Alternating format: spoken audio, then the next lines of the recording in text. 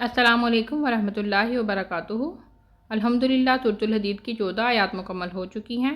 آج ہم انشاءاللہ تعالی سورۃ الحدید کی آیت نمبر 15 جو ہے اس میں دیکھیں گے منافقین کا حسرتناک انجام۔ تو چلیے شروع کرتے ہیں۔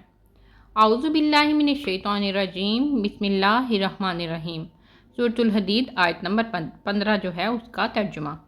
لہٰذا آج نہ تم سے کوئی فدیہ قبول کیا جائے گا اور نہ ان لوگوں سے جنہوں نے کھلم کھلا کفر کیا تھا۔ تمہارا ٹھکانہ جہنم ہے، وہی تمہاری خبر گیری کرنے والے ہیں اور یہ بدترین جگہ ہے۔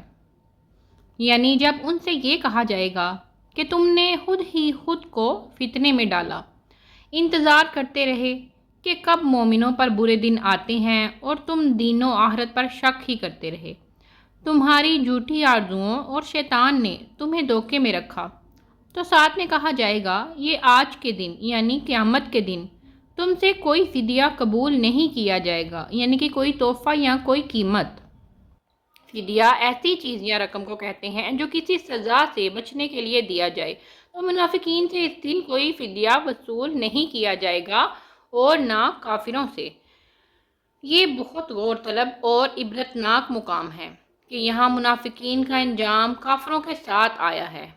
کافر تو کہتے ہیں جو انکار کرتا ہے کہ کوئی آخرت نہیں، کوئی حساب نہیں، وہ ہے ہی اللہ کے غضب کا مستحق۔ لیکن یہ منافقین دنیا میں مسلمان ہی تھے، اللہ اور آخرت کو ماننے والے تھے، لیکن عمل کی جب باری آتی تھی تو دنیا کو ترجیح دیتے تھے، جدھر فائدہ نظر آتا اسی طرف ہو جاتے۔ تو ان کے اس رویے نے نہ تو دنیا میں ان کو کوئی فائدہ دیا اور نہ ہی آخرت میں۔ دنیا میں بھی وہ شک میں ہی رہے۔ جب ہم کسی بھی چیز کے بارے میں شک کرنے لگیں تو ہم پرسکون نہیں رہتے، عجیب بے چینی ہوتی ہے، پھر کوئی بھی کام اچھے طریقے سے نہیں ہو سکتا۔ تو منافقین کا یہی حال ہوتا ہے۔ تو ان کے اس رویے نے نہ تو دنیا میں ان کو کوئی فائدہ دیا اور نہ ہی آخرت میں۔ اللہ تعالیٰ ہمارے دلوں کو نفاق سے محفوظ رکھے، اور ان سے کہا جائے گا کہ یہ دوزخ ہی تمہارا آخری ٹھکانہ ہے، جہاں تم ہمیشہ ہمیشہ کے لیے رہو گے۔ یہ آگ ہی اب تمہاری خبر گیری کرنے والی ہے، کیونکہ تم نے اللہ تعالیٰ کو اپنا خبر گیر بنایا ہی نہیں تھا۔ کیسا حسرتناک انجام ہے کہ نکلنے کی کوئی صورت ہی نہیں ہوگی۔ استغفر اللہ۔ اللہ تعالیٰ ہم سے چاہتے ہیں کیا ہیں؟ بس کہ ہم اللہ تعالیٰ کو ایک مانیں، اس کی صرف اسی کی عبادت کریں اور صرف اسی کی ہی اطاعت کریں۔ جسم بھی اللہ تعالیٰ نے دیا، مال بھی، وقت بھی، ہر چیز اللہ نے عطا فرمائی اور وہ عطا فرما رہا ہے۔ تو ہم نے کیا کرنا ہے؟ ہم نے اس جان و مال کو اللہ تعالیٰ کے بتائے ہوئے جائز طریقے سے کمانا ہے اور خرچ کرنا ہے۔ نماز ادا کرنی ہے، فرائض اور حقوق ادا کرنے ہیں جو کہ ایک انسان ہونے کے ناطے ہم پر فرض ہیں۔ تو یہاں پہ ایک پوسٹ مکمل ہوتی ہے اور دوسری پوسٹ جو ہے وہ میں آپ کے ساتھ شیئر کرتی ہوں ایک ہی ویڈیو میں۔ بقیہ حصہ ہے اللہ تعالیٰ کے جتنے بھی احکام ہیں ان میں کوئی نہ کوئی حکمت ہے۔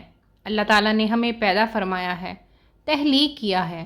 جب انسان کوئی چیز بناتا ہے تو ساتھ میں اس کی کچھ چیزیں بنائی جاتی ہیں، جیسے گاڑی تو پیٹرول سے چلتی ہے، اور اگر ہم اسے کانٹے دار جھاڑیوں سے پتھروں سے گزاریں گے تو اس کے ٹائر خراب ہو جائیں گے۔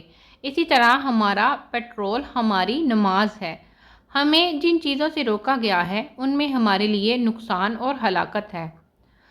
ہم پر کوئی ظلم نہیں کیا گیا بلکہ ہماری حفاظت کی گئی ہے احکام کے ذریعے، کیونکہ ہم نہیں جانتے کہ ہمارے لیے کس چیز میں خیر ہے اور کس میں شر۔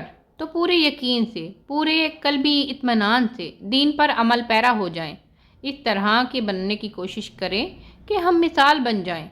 ہم بولے بھی نہ لیکن ہم عمل سے دین کی تبلیغ کر رہے ہوں، کیونکہ بحیثیت امت یہ ہمارا فرض ہے۔ یعنی کہ زبان سے نہیں بتا سکتے لیکن عمل سے تو دوسروں کو نظر آ رہا ہو نا کہ اچھا عمل ہے۔ اللہ تعالیٰ بلند شان اور عظمت والا عظیم رب ہے۔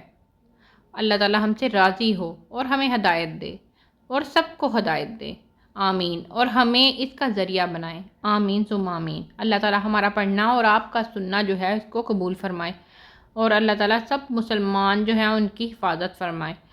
تو ٹھیک ہے، پھر نیکسٹ انشاءاللہ تعالیٰ ہم جو ہے وہ سیرت نبی صلی اللہ علیہ وسلم کی اگلی کتاب کے ساتھ شیئر کریں گے۔